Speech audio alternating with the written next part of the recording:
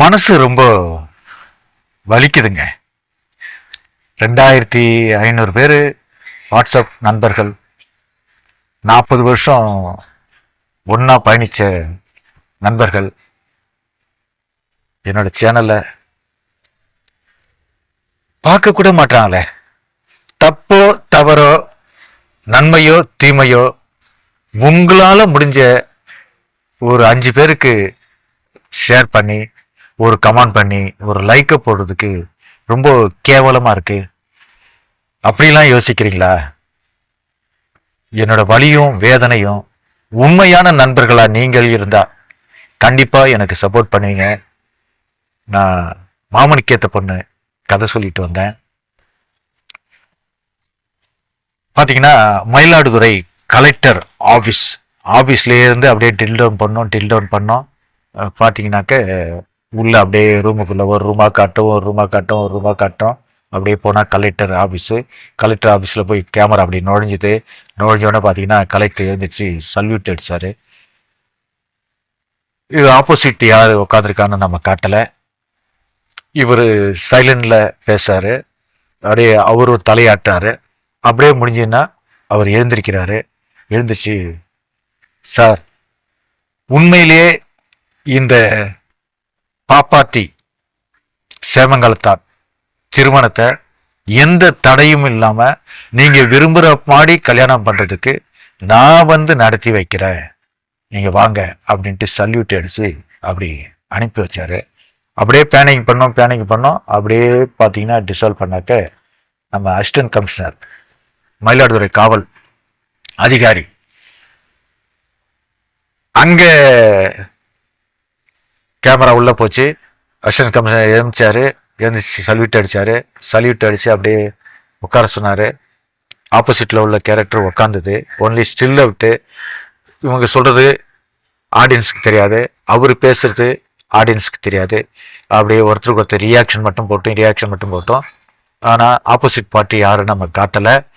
அப்போ டக்குன்னு assistant commissioner எழுந்திரிச்சு, சார் என்ன சார், இந்த உலகத்துல இந்த நாட்டில் இப்படி ஒரு உறவு, இப்படி ஒரு அன்பு, இப்படி ஒரு பாசம் நாங்க கேள்விப்பட்டதே இல்லை சார். கண்டிப்பா எந்த பிரச்சனை வந்தாலும் நாங்க முன்னின்று அதை தடுத்து சரியான முறையில் சரியான நேரத்துக்கு அந்த பாப்பாத்தி கழுத்துல தாலி ஏறுறதுக்கு நான் உத்தரவாதம் தரேன் சார் அப்படின்னு சொல்லிட்டு அவர் சொன்னாரு. அப்படியே பேனிக் பண்ணா பெரிய ஆஸ்பத்திரியில டீனோட ஆபீஸ்லயே இருந்து அப்படியே உள்ள போனோம். டாக்டர்ஸ் எல்லாம் உட்காந்தாங்க. அப்படியே எழுந்திரிச்சு விஷ் பண்ணாங்க, சல்யூட் அடிச்சு அப்படியே சைலண்ட் மூடில் பேசிக்கிட்டு இருந்தாங்க.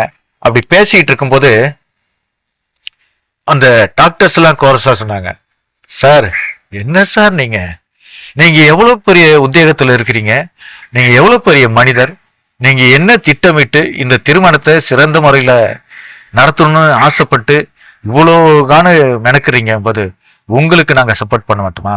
அதோடு மட்டும் இல்லைங்க, எங்க ஆஸ்பத்திரியில இதுவரைக்கும் இப்படி ஒரு ட்ரீட்மெண்ட்டை நாங்க கொடுத்ததே கிடையாது. காரணம் என்னன்னு கேட்டீங்கன்னா, அந்த பாப்பாத்திங்கிற பொண்ணு கண்ட பழங்களையும் சாப்பிட்ருக்கா. ஆலம்பழத்தை சாப்பிட்ருக்கா, அத்தி பழத்தை சாப்பிட்ருக்கா, அரளி விதையை சாப்பிட்ருக்கா, அரளி காயை சாப்பிட்ருக்கா, வேப்பங்க கொட்டையெல்லாம் பொறுக்கி தின்னுருக்கா, பூக்களை மென்னு தின்னுருக்கா.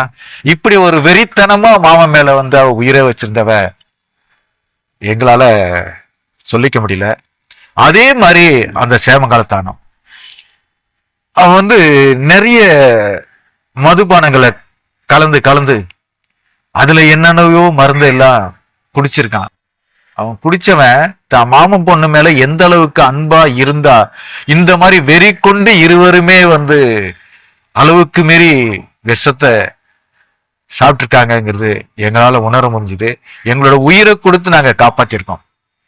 அதோடு மட்டும் இல்ல, இந்த ஆஸ்பத்திரியிலேயே இன்னைக்கு வந்து பாத்தீங்கன்னா எல்லாருமே வந்து கலகலப்பா இருக்கிறாங்க, எல்லோரும் சந்தோஷமா இருக்கிறாங்க. ஏன்னு கேட்டீங்கன்னா கறி விருந்து நாங்க நம்ம உணவகத்துல, அம்மா உணவகத்துல அந்த நேரத்துல உணவு போட்டாங்க, அது வேற. ஆனா இப்ப போற உணவு அந்த ஏழை ஆஸ்பத்திரி பேஷண்டா இருந்தாலும் சரி, பேஷண்ட்டுகளை பார்க்க வர உறவினர்களா இருந்தாலும் சரி, ரொம்ப சிரமப்பட்டு இருந்தாங்க.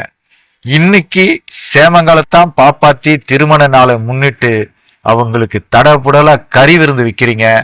எங்களுக்குன்னு ஒரு தனி அறைய ஒதுக்கிட்டீங்க, நோயாளிகளுக்குன்னு தனியா அறைய ஒதுக்கிட்டீங்க, ஆனா வரவங்களுக்கும் தனியா ஒதுக்கிட்டீங்க. இங்க ஏன் அனுமதி கொடுக்க கூடாது, ஏன் கொடுத்தீங்க அப்படின்னு பல கொஸ்டின்கள் வந்தது. நீங்க அங்கிருந்தும் ஆர்டர் வாங்கி வந்துட்டீங்க. இனிமேல் இந்த திருமணத்தை தடுக்க யாராலும் முடியாது சார், நீ தைரியமா போங்க அப்படின்ட்டு அவன் சொன்னான். டாக்டர்ஸ்லாம் சொன்னாங்க. அப்படியே பிளானிங் பண்ணுவான் சார். விஜயா தேட்டர்ல இருந்து பிளானிங் பண்ணாக்க காவேரி ஆறு, காவேரி தண்ணி அடி ஓடிட்டு இருக்கு. அப்படியே டைட் ஃப்ரேம்ல ஃபாலோ பண்ணாக்க அந்த காவிரி ஆத்துல படித்துறை இருக்கும். அந்த படித்துறையில ஒரு 5 பேர் அப்படியே டைட் ஃப்ரேம்ல ஃபுல்லா அந்த சாராயத்தை அப்படியே இழுத்தானுங்க. அப்படியே வந்து பிளான் பண்ண டக்குன்னு போட்ட டசுக்கு அப்படி தூக்கி காவேரி ஆத்துல போட்டான். இப்ப என்னன்னு கேட்டீங்கன்னா, ஆப்போசிட்ல இருந்த நண்பன் நினைச்சு, ஏன்டா அறிவு இருக்காடா, ஏண்டா காவேரி தண்ணி கெட்டு போகுதுன்னு உலகத்துமெல்லாம் சொல்லிட்டு பேப்பர்லயும் டிவிலையும் பார்த்துக்கிட்டு இருக்குமே, நம்மளே பிளாஸ்டிக் பாட்டில சாராய பாட்டிலையும் கிளாஸையும் தண்ணியில போடலாமடா, தண்ணி அசுத்தமாயிடாதடா அப்படின்னா அதுல ஒரு கேரக்டர் பேசினான். டக்குன்னு முக்காட அப்படியே வெளியில எடுத்தா காத்து. மாப்பிள நீயும் பழசு நானும் பழசு மாப்பிள, என்ன மாப்பிள நீ இப்ப அறிவுரை சொல்ல வர? நான் தான் கேட்கிற மாப்பிள, அரசாங்கம் 1000 உத்தரவுகளை போடுது மாப்பிள. இன்னைக்கு நாகை மாவட்டம், தஞ்சாவூர் மாவட்டம், மயிலாடுதுறை மாவட்டத்துல படிச்ச பசங்கள்லாம் சாராய பாட்டுல பொறுக்குறானுங்க மாப்பிள, அது தெரியுமா உனக்கு? அப்ப படிச்சவனுங்களே சாராயத்தை பாட்டுல பொறுக்கும் போது, அந்த படிச்சவனுங்களே அந்த பார்ல வந்து இந்த பிளாஸ்டிக் கிளாஸ கொடுக்கும் போது யாரு மேல தப்பு? பிளாஸ்டிக்கை ஒழிக்கணும்ட்டு திட்டம் போட்டீங்க, அறிவுரை சொன்னீங்க, மஞ்சள் பையை கொண்டு வந்தீங்க. மஞ்சள் பையை யார் யூஸ் பண்றா? என்னோட கேள்வி மாப்பிள. அடுத்தது சொன்னீங்க, இனிமேல் மண் குடுவையில மண் கிளாஸ்ல தான் டீ சாப்பிடணும், மண் கிளாஸ்ல தான் காபி சாப்பிடணும்னு சொன்னீங்க. கடையா விளம்பரம் படுத்துனீங்க. இப்ப நடக்குதா? கிளாஸ்ல தான் நடக்குது, பிளாஸ்டிக்ல தான் ஊறுது. இன்னொன்னு சொல்ற மாப்பிள, நம்ம மயிலாடுதுறை புள்ள பசுமையான கடைகள் இருக்கும்.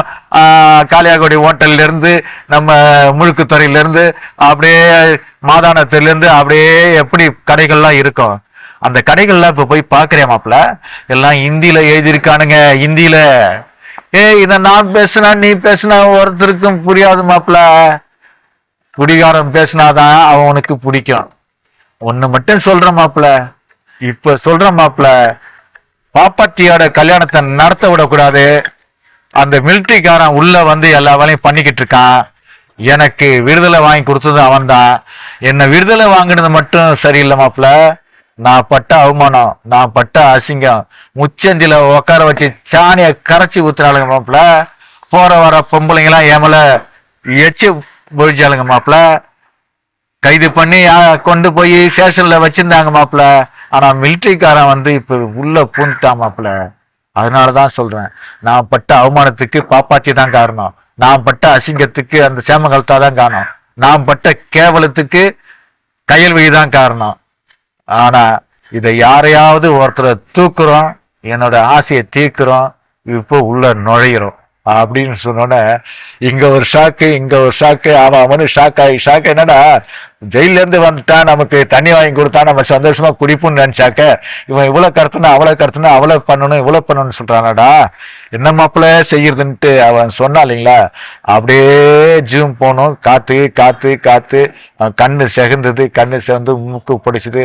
அப்படியே ஜூம் பேக் பண்ண சார்.